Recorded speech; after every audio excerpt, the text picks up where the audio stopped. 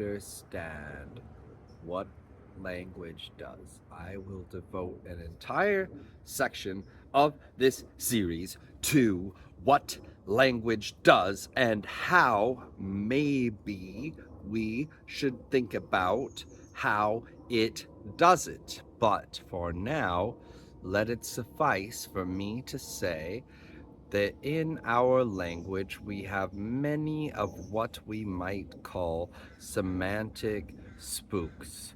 This means words that don't really refer to anything in our experienceable experience, but they only refer to other words. The philosopher Ludwig Wittgenstein likened it to sitting on a boat. We want to repair the boat leaks. There exist many leaks in the boat, and so we keep bailing out our sinking ship, trying to repair this sinking ship of language.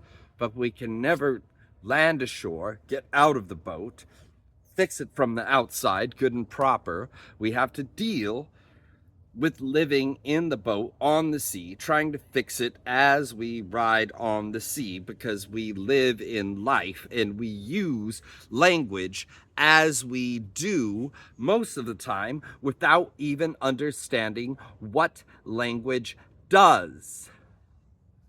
And so I write these words, I say these words to you as a continuation of this project of bailing out the sinking ship of language and the hopelessness of communicating with another person through words. Or maybe even telepathically with pictures. You might run into the exact same problems. I do not seek to impose any particular program of belief system onto the watcher of these programs, of this series. I merely hope to get you to understand certain concepts which I view as undeniable, having thought of them so many ways, and I cannot find the way to other. Mainly, we speak of tautology, A equals A. We